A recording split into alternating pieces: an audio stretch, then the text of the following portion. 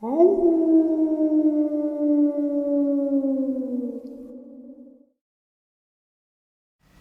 and salutations, everyone. I hope everyone is doing well today. Today, I have an upload that is just terrifying. Some experiences that I did a look into and validated quite a bit of the events surrounding these experiences that were shared with me. Before we get into all of that, though, a couple links. As many of you know, I rely on Patreon, PayPal, channel membership, and the merch to help the channel to continue to grow and go. Links to Patreon, PayPal, and channel membership is in the description below. Merch displayed directly under the video. Also, Dogman Frightening Encounters, Volume 1 through 3, the audiobook versions. They were written and researched by Tom Lyons, narrated and produced by me, Jeff Nadolny. Those audiobooks are available on Audible, Amazon, and iTunes, links to which are also in the description as well. And finally, last but definitely not least, if you'd really like to help support the channel to continue to grow and go, simply subscribe. It does not cost a cent. Click the like button, takes half a second. If you don't want to miss out on any of the informative uploads that I put out daily, click that bell icon, and folks, please leave a comment. Why? Well, because all of these things really do help this channel to continue to grow and go. And folks, they definitely do matter. Now, everyone, I have taken far too much of your time. Let's jump into today's upload, shall we? All right, folks, so today's upload is going to consist of two totally different experiences, both equally terrifying, both shared by subscribers, two different locations. One, I was finally able to chat with the gentleman from an area called Point North Landing in Saskatchewan, Canada. It's a very isolated kind of mining community, unincorporated. To be honest with you, the census doesn't even register a population up there because it's mainly just workers. And I apologize if you hear any noise in the background. The channel mascot, Tigger, is going completely bonkers down here. The next bit of information I'm going to share with you, we are jumping all the way from Saskatchewan to the Archuleta Mesa, but we're not going to be in New Mexico side of the Archuleta Mesa. We're going to be in Colorado. And this experience, I just got off the phone about 45 minutes ago with a couple, husband and wife, common law husband and wife for 30 years. Their experience started off in Dulce and ended up in a location in Colorado in the Archuleta Mesa region. Absolutely horrifying experience. And it just really does give credence to a lot of the experiences that we've heard coming out of Dulce, New Mexico, coming out of the area around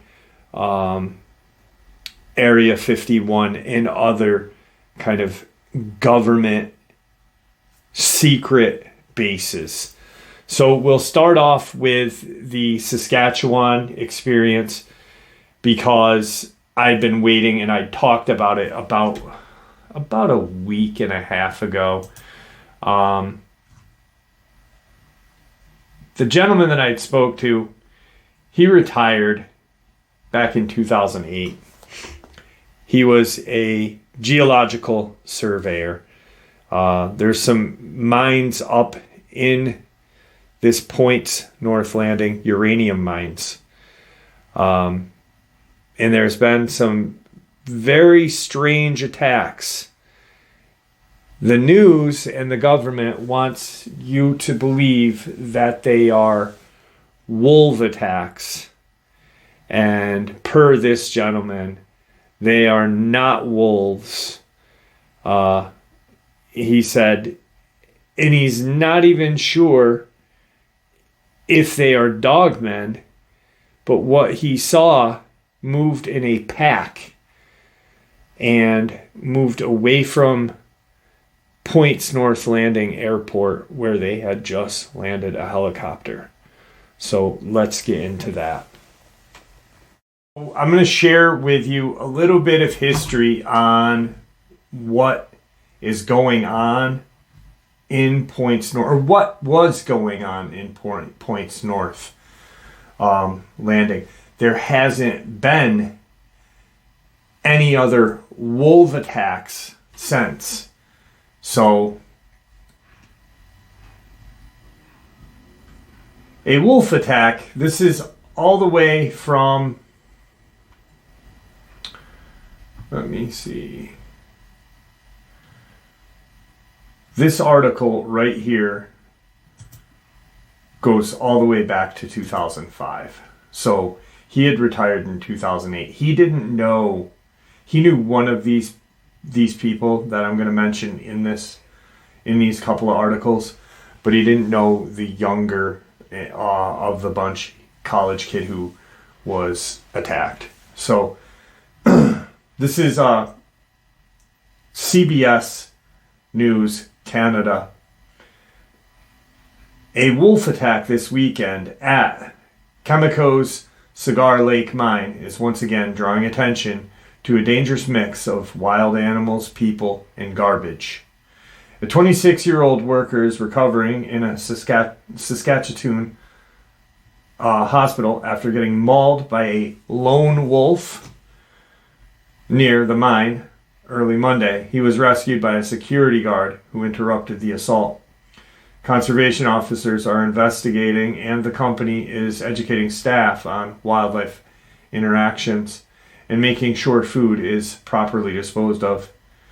In December 31st, 2004, Cameco miner Fred Desjarus was jumped by a wolf outside of Key Lake Mine. Desjarus wrestled the wolf to submission before being rescued by a busload of co-workers. And then 10 months later, Ontario geology student Kenton Carnegie was killed by wolves at Points North Landing, a mining supply camp in the same area as Key Lake. The young man had gone for a walk and did not return. A coroner's inquest determined that the wolves had been drawn to camp by an unfenced landfill. The jury recommended fencing around the garbage dump. The two attacks raised the issue of how wild animals and people interact in the north. Cameco built an electrified fence around the landfill at Key Lake after the attack on Desjarus. Carnegie attack proved more problematic because no one owned the landfill at Points North Landing. It was on Crown land, and the business at the camp used to dump their garbage, but it was unfenced, unregulated, because there is no specific owner to impose the regulations. That changed after Carnegie's death. The landfill was fenced. Now, a little bit more on Carnegie. Geological engineering student Kenton Carnegie was killed in a violent attack by a predatory animal in a remote part of northern Saskatchewan, Canada. While at first glance, the culprits for the killing appeared obvious, the official coroner's report failed to establish a definitive answer as to what had killed him. While studying at the University of Waterloo, 22-year-old Carnegie traveled to Points North Landing, a remote mining exploration camp, to carry out airborne surveying work, primarily a service center for nearby uranium mines.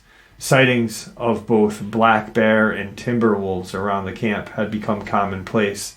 The animals were frequently feeding on rubbish generated by the camp, 10 months before Carnegie's arrival, a 55-year-old uranium miner had been attacked by a wolf, being saved only by the fortunate arrival of a bus full of colleagues who drove the animal off. The animal responsible was tracked, shot, and tested negative for rabies.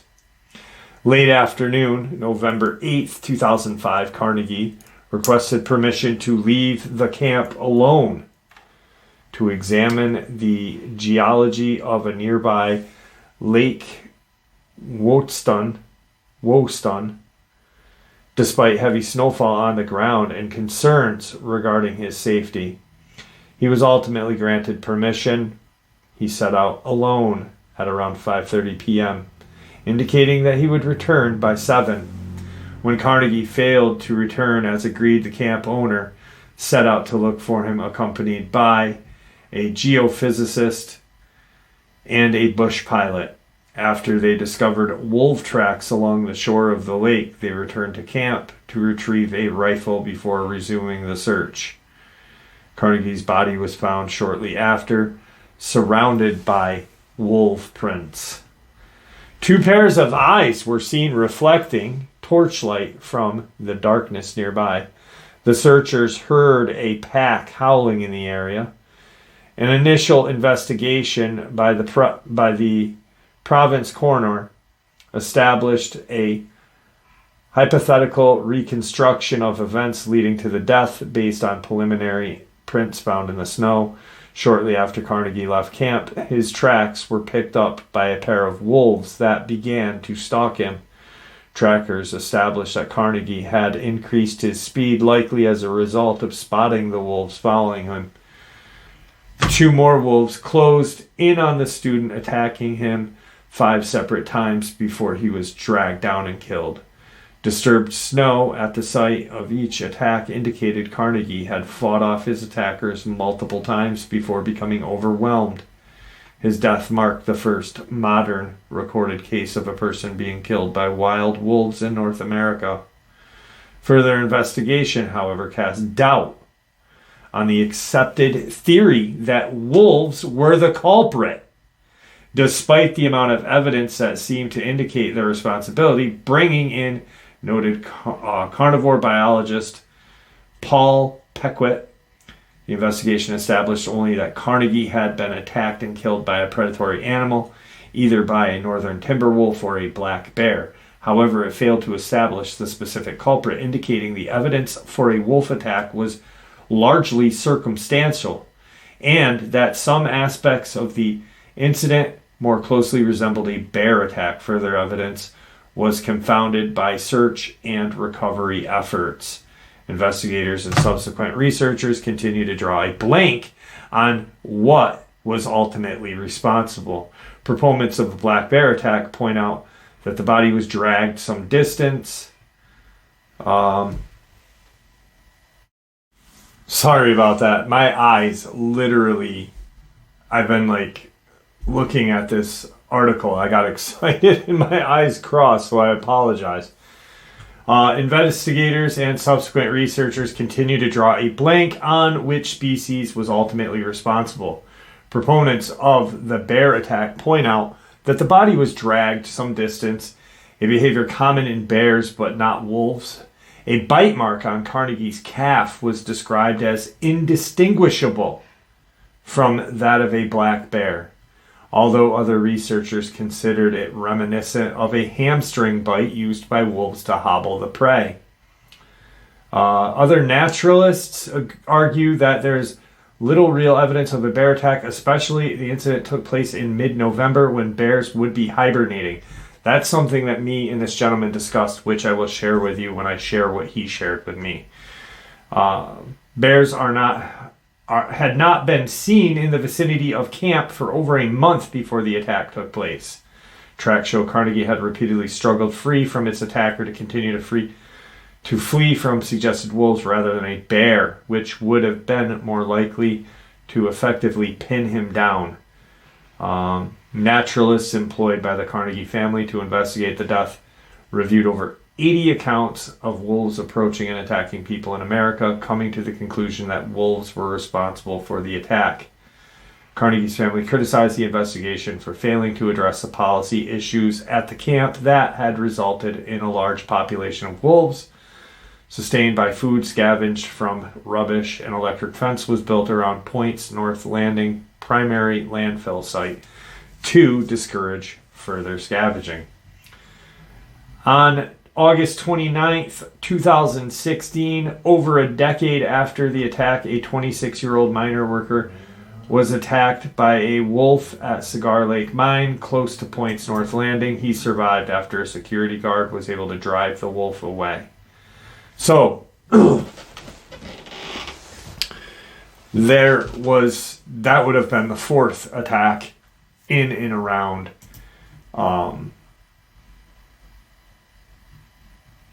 Cameco's Cigar Lake Mine. And ironically enough, the one that happened in 2004 that I had just read to you he was saved by a security guard. And then this guy in 2016 is saved by a security guard. A little weird, right? And then the inquest into the wolf attack. So, the area where the dump is it's not like a landfill like we have here in upstate New York, where people go, and I'm imagining all landfills are the same in North America and surrounding countries.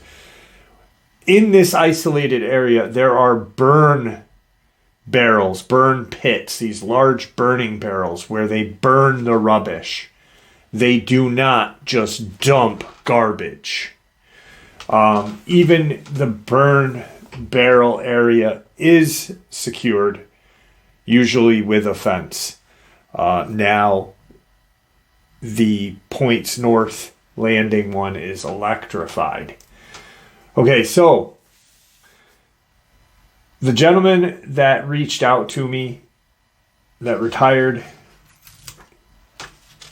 2008, he and I talked about a lot of the difference in between each animal, right? I did not hear his story until he shared what I'm going to share with you, and then I'll share you his experience. So already out of these articles, we can already see something is wrong.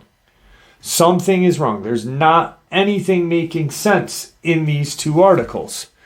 Very similar to the Christopher Whiteley case, where they said he was attacked by a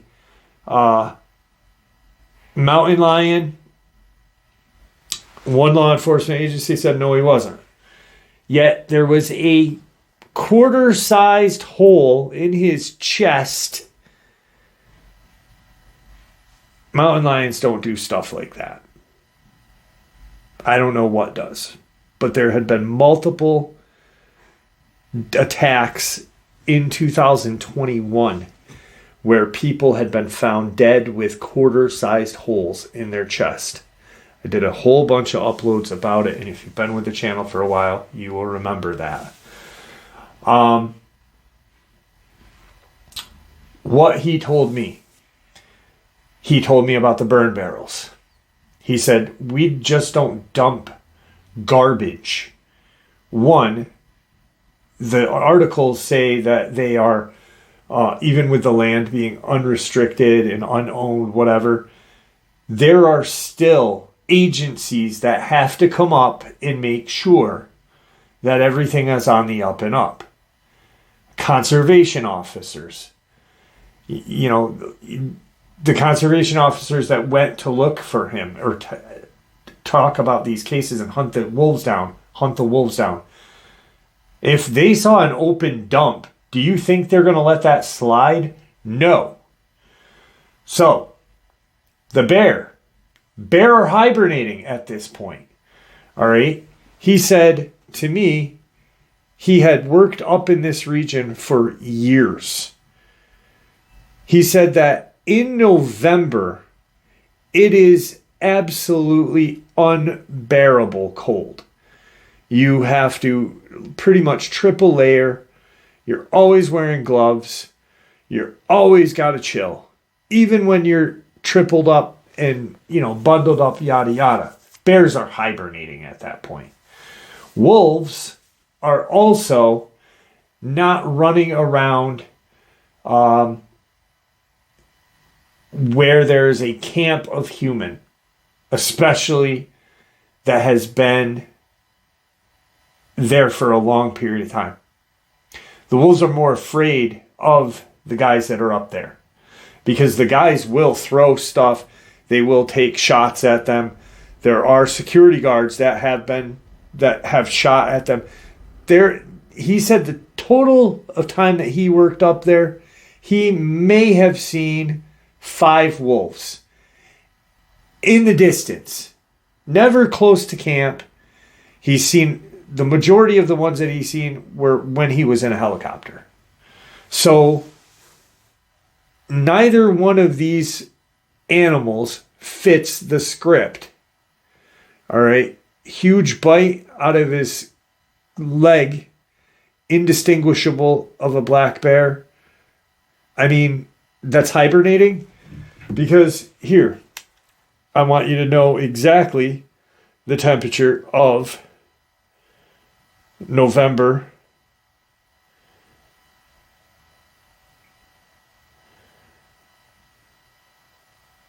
In November of last year, on the day he was attacked,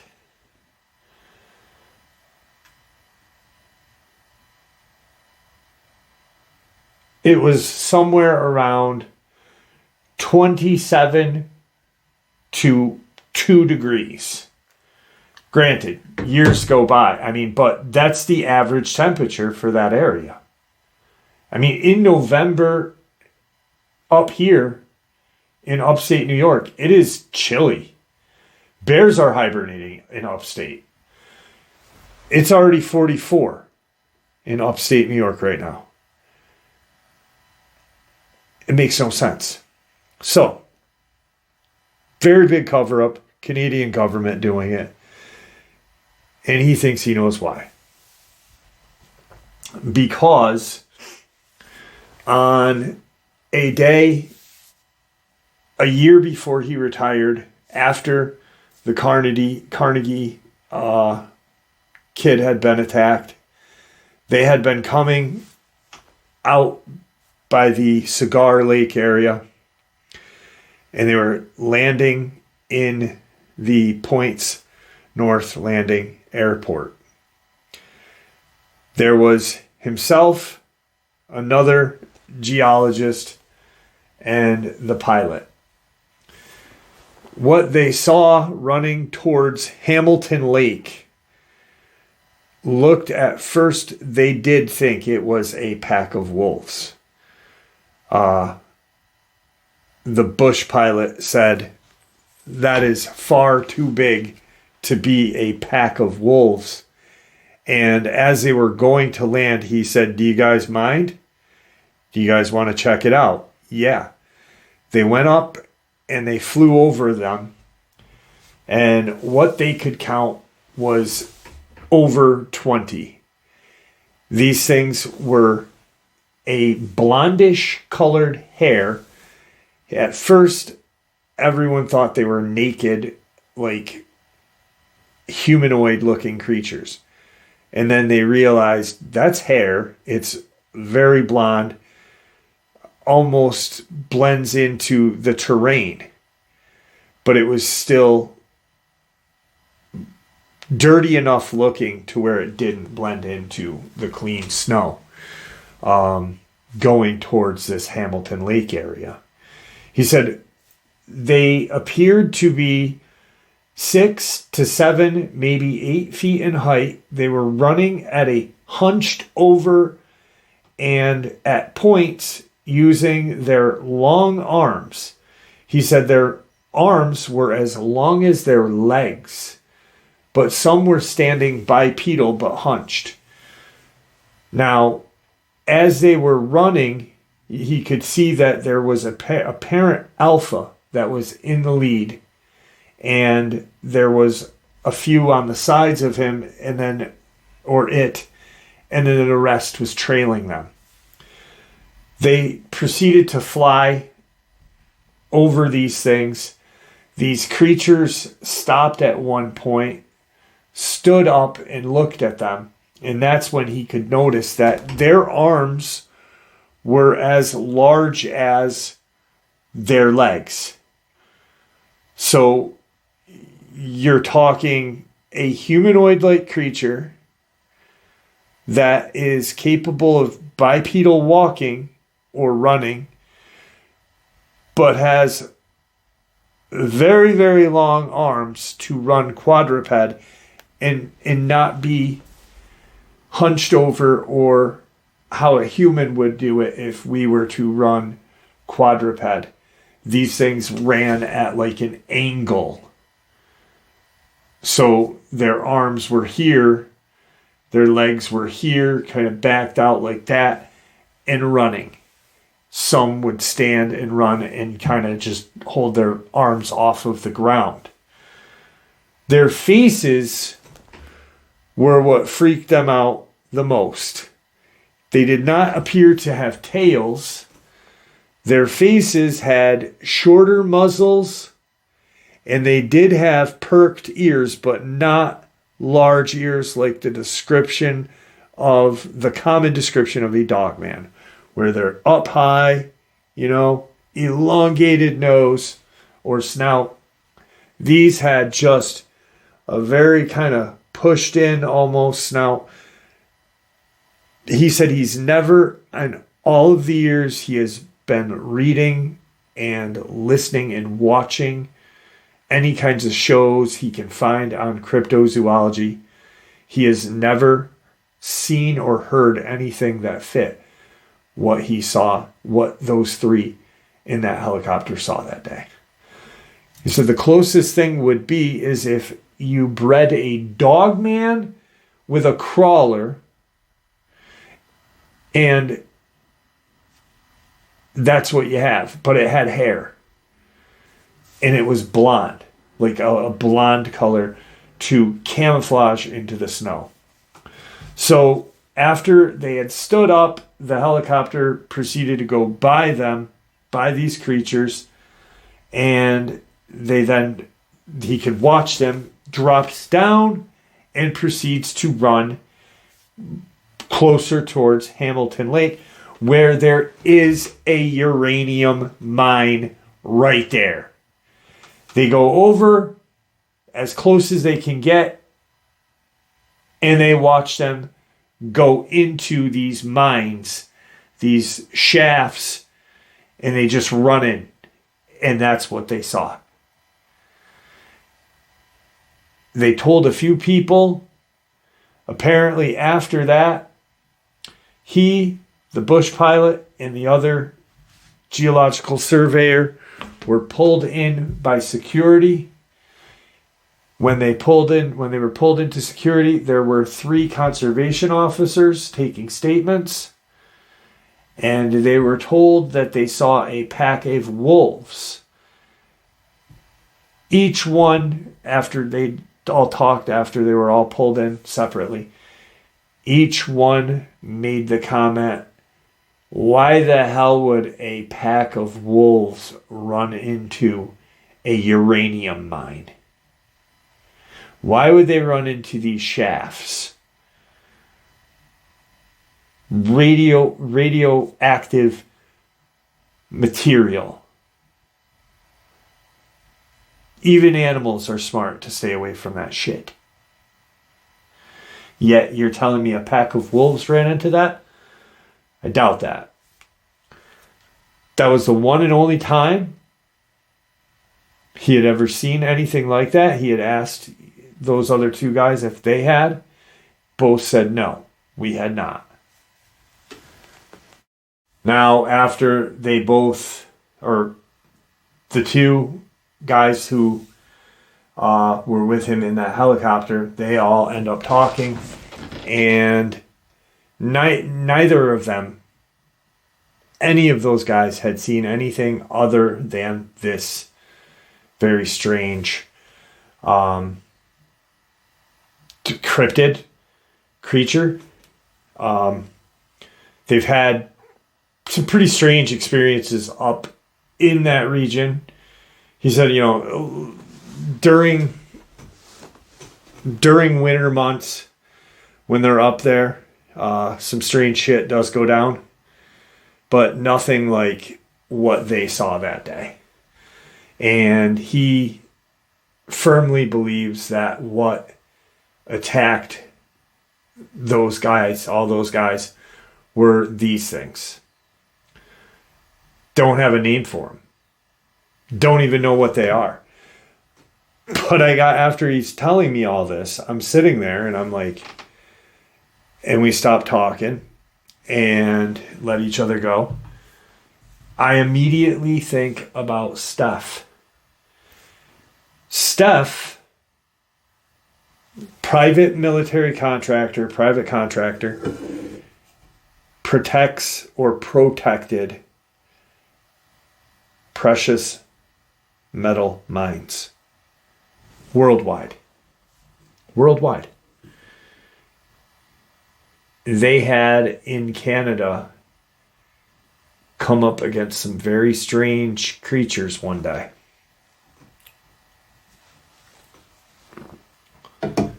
Automatically, I'm thinking, wow.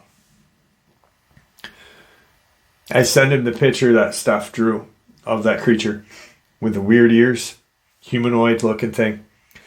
He said, no, not even. He said, that looks too human. These things looked like a canine, but not. And through all these years since this went on, he has thought about, what if it was a pack of dogmen that were subjected to these uranium mines and these precious metals that give off radioactivity, and through all of that, they just became something different. Or what if, here's something even crazier, and I kind of like this one. What if these precious metal mines, and the amount of power that is in these mines, the amount of radioactivity power and all of this, because we don't know nothing. We as humans know nothing about our planet. We know a fraction of things. And we have some, we've created some pretty crazy stuff, but I do believe a lot of it is extraterrestrial help. Not from outer space, from portals. But what if these strange precious metal mines, because of the amount of power there, activate portals, and these things just came out of them? A whole herd of them. A whole pack of these things. That makes a lot of sense too. That's crazy. It's insane. None of it makes any sense. Listen to this one sentence here. According to the CBS, the attack is believed to be the first North American case of a human being killed by healthy wolves in their natural environment.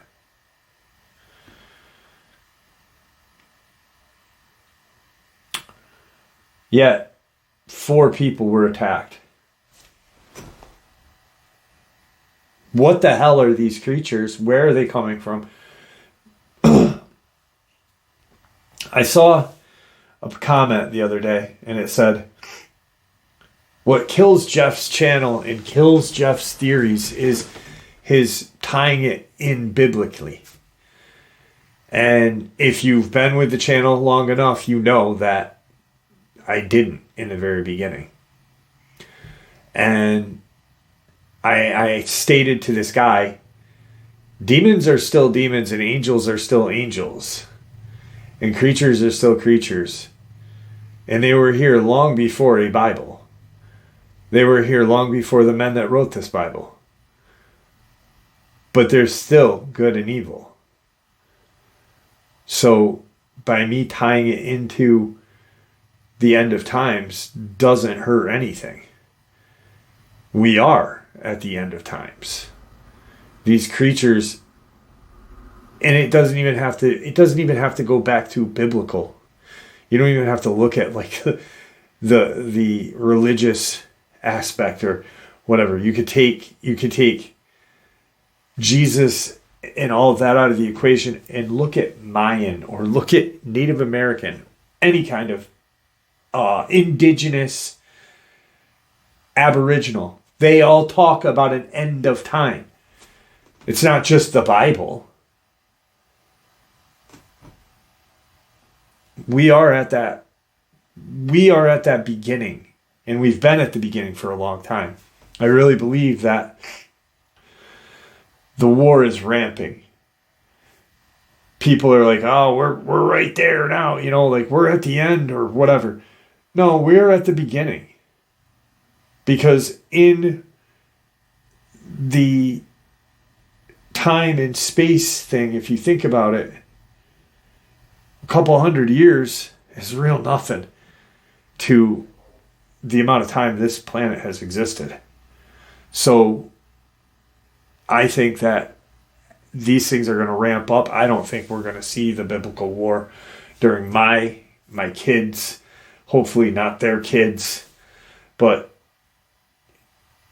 within a period of time, yeah, it's going to happen. So let's get on to the Archuleta Mesa experience. All right, so the experience that I'm going to share with you guys right now, I had talked to common law husband and wife about 2 hours ago now. And their trip starts out them heading to Dulce, New Mexico they were down closer to Teos, and this is 2005, so they had watched, I think, like an unsolved mystery. They don't remember exactly what show led them to finding out about Dulce, New Mexico, in the Teos hum. But there's a hum in Teos, New Mexico. And they wanted to hear it. They wanted to. So they decided to take a vacation. They flew out to New Mexico and got a rent a car and proceeded to just drive around. They're from the East Coast. They asked me specifically not to say their name and not even to say where they live on the East Coast. They just flew in from the East Coast.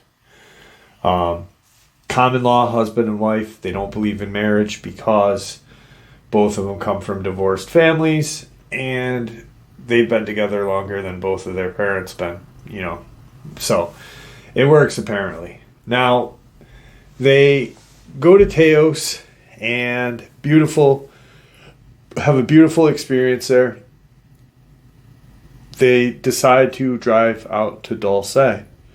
And that's when they realize that there is a part of the Archuleta Mesa.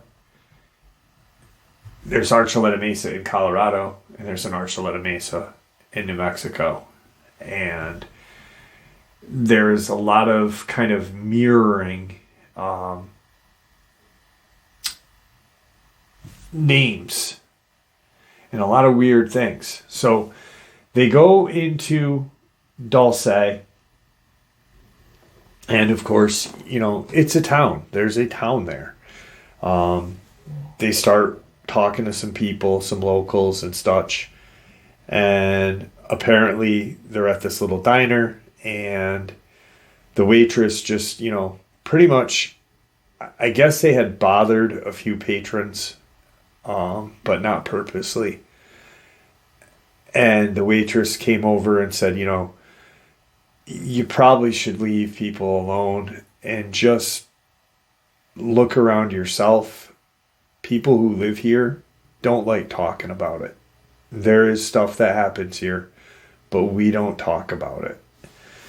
And they both kind of felt like that was not really a threat, but it could be read as that way. So they have their lunch, and that's exactly what they're going to do. They're just going to check out the town and go over to the reservation and go up to the Archuleta Mesa and just really try to find some kind of evidence.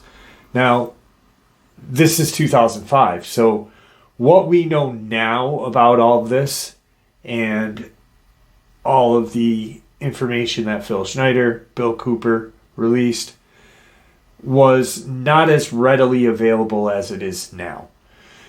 But they do have a pretty good, so they're trying to just get, some ideas.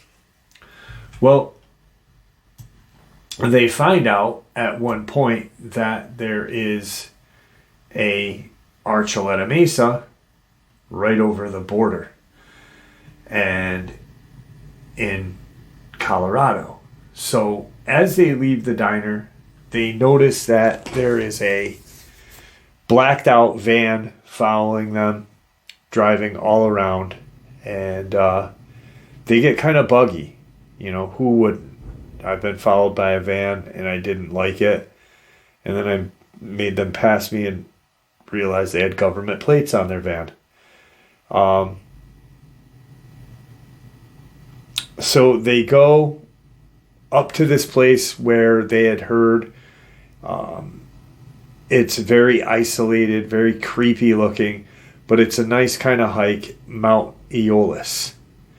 And this is not even part of their kind of plan. They just heard about this hiking area, and it looks like the moon. He said when we got up there and we started hiking, he said, Jeff, it was nothing like I'd ever experienced in my entire life.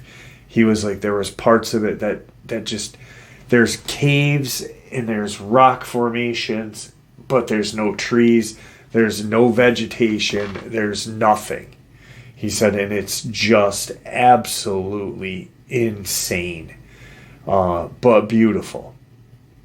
So they cross the border from Dulce into Edith, and they get into Chiromo, and they go up to Eolus. Now, as they get hiking and such, nothing goes on, no bad feelings, nothing. So they decide, hey, let's stay in Durango. We'll come back up tomorrow, and because the wife had found this place that she wanted to do some photography and stuff, because it looked so strange, the atmosphere and everything, just like the moon. And so they agree. They get into Durango and they get a place to stay, they eat, and they go back up the next day. And what they see probably 2 to 3 hours into their hike is this kind of cave area. And I've been looking for the location of where he said this occurred, and I still cannot find it. I think I may have, but it's a very, very large area. There's a lot of peaks in this area, like a lot. But they saw this huge kind of cave opening, and the wife was going to walk down and take a couple of photos in the opening, and they were just going to call it a day, go back to Dulce, go over to Teos, and then go down to Albuquerque, and then fly out to the East Coast. So as the wife is walking down, and he's got his camera, and he's going to stand at this vantage point and take some photos of her. And she's almost to the entrance of the cave. And what he sees will haunt him for the rest of his life. He sees his wife, and he sees this. He said it was a hand come out of the cave, and it was the size of a garbage can top.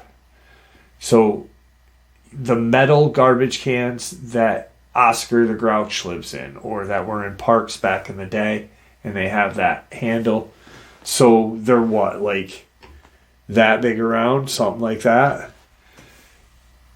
He sees this hand come out of the cave with up to like an elbow. He doesn't see anything else because it's dark. And his wife, he screams to his wife, get the out of there now. She turns and sees it. Now, he's got the camera, so he's starting to take photos. She sees the hand, but she's closer. And what she sees is these large, circular, kind of yellowish orange eyes. She said they were huge. They were absolutely huge. Not as big as this hand was, but still large in retrospect to everything. She said about the size. Each eye was about the size of a human head.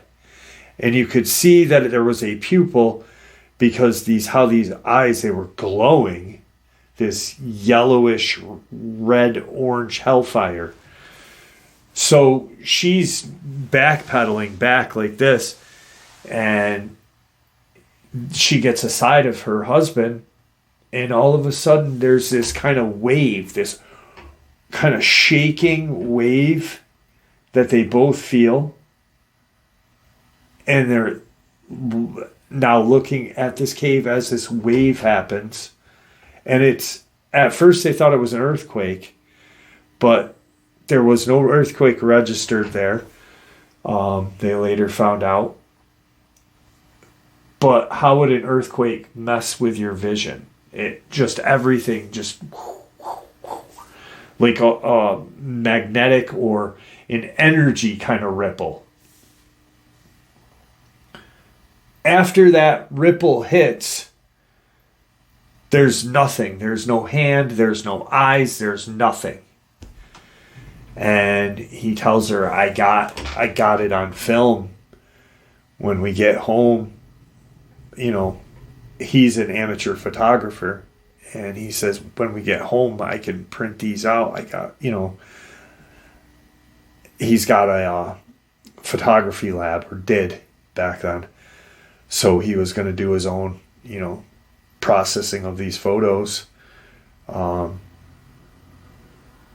Trip goes well. Nothing else happens. They get into Dulce, go back through Teos. They thought they heard the humming, but they're not sure. And what he said was that ripple, that noise the ripple made, the first time when they were initially at Teos from Dulce, because they came up from Albuquerque to Teos to Dulce. They had heard that sound that Teos is responsible for. But it was 100 times just whoa. So they get home, and he starts to develop his photos. Now, the first one he does is good. Everything's great. He's got about 4 or 5 rolls of film to develop. The one roll that he had that photo on, he does. And every photo on that roll is kind of really squiggly. Everything's just not right. You know, if there was a face in the photo was just all, you know, the head would kind of stretch this way, and, you know, just everything was wrong with these developed photos that he was doing. None of the other rolls were messed up, just this one, the one that was in their camera when that wave had hit them. He said, I think, Jeff, that truly is a portal, and I think that it's connected to Dulce Deep Underground Military Base, because when we were almost to where we had parked, everything seemed like just normal. We didn't feel in danger, but that's what I was thinking about. I just thinking there's a tunnel, and these caves these creatures have access to these caves. And I said, well, what do you think the hand and the eyes were? And he said, Jeff, I didn't see the eyes. And then his wife spoke up and said, I did, and I don't know. And I said, do you think, you know, Nephilim, angel, demon? And neither one of them could even, I said, by the size of the hands to them, then this is what really creeped me out, because I said, by the size of the hand, a garbage, you know, circular garbage top, whatever those hands were attached to had to have been absolutely huge. Where did it go? Was that vibration, right? We now know that Elon has this company called the Boring Company. And the mode of transportation is a magnetic run. What if Elon got that information from the alien agenda and is now creating these, you know, tunnels all over our country, but